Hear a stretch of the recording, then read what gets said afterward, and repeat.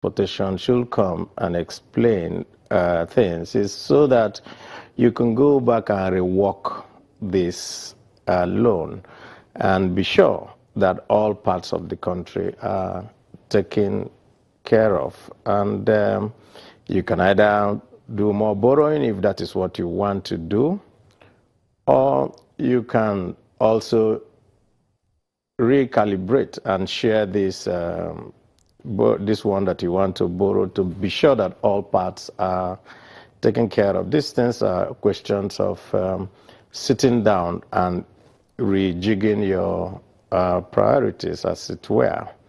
At the moment today, we already have a standard gauge line, from Abuja to Kaduna, and we were using it during the time that the Kaduna airport was closed. So you can rework it. You don't just continue to say, let us pour all resources that we have, for which all of us are going to pay for, to one side. So can we argue? I mean, just a moment, Senator.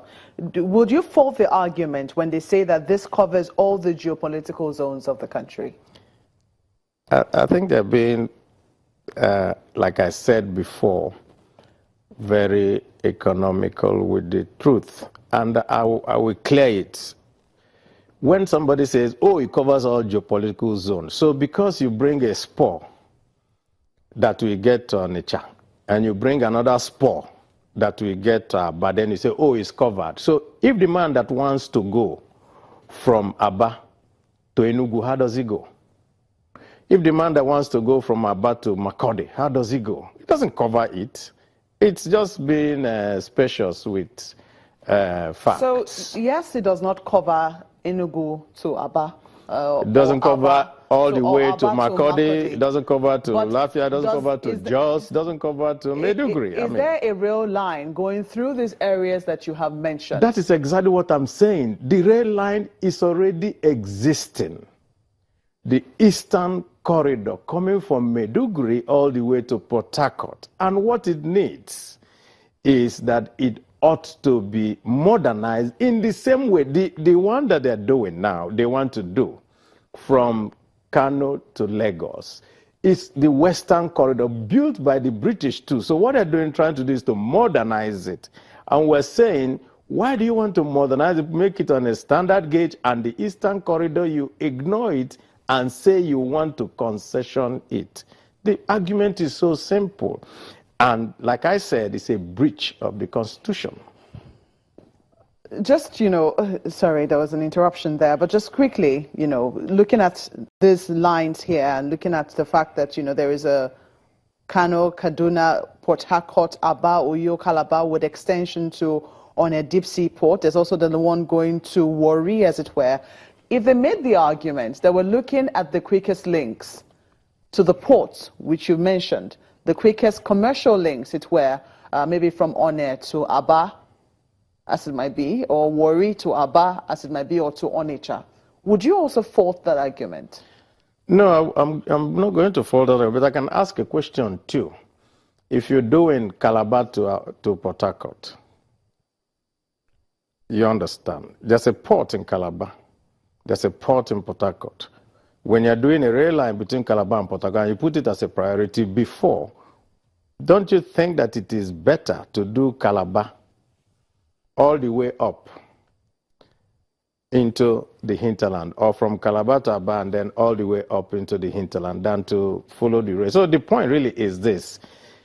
The Ministry of Transportation, I think, either in the government of President Obasanjo or so, had a transportation master plan which links every part of the country and with all these other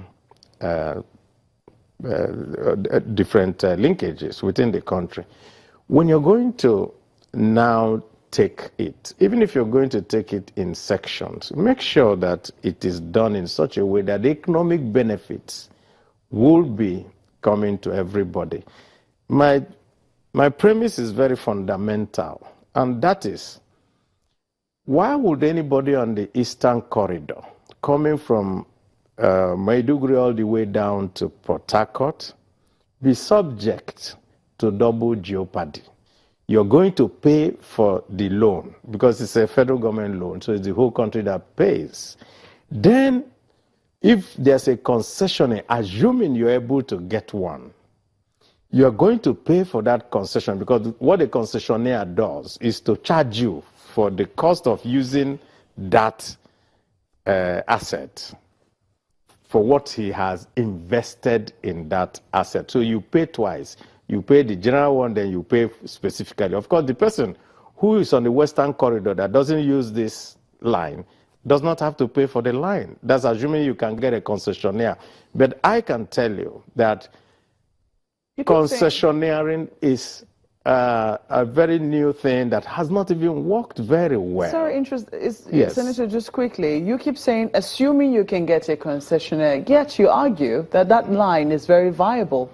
Why wouldn't we be able to get a concessionaire for a line that is viable? Because we have tried to do concessionairing, and I will give you just only one instance, on the second Niger bridge, and it has proved impossible to do.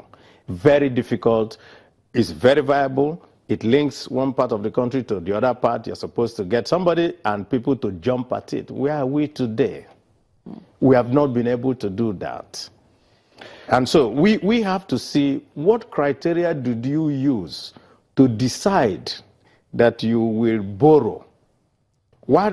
Okay, if that is a very viable line coming from Kano all the way to Lagos, why didn't you try to get a concessionaire? Why be in a big hurry to borrow for it and get the rest of us to pay?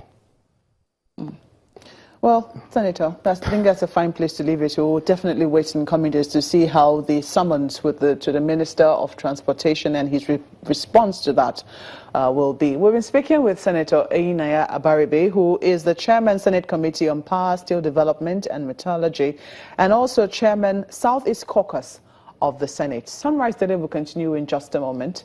Do stay with us.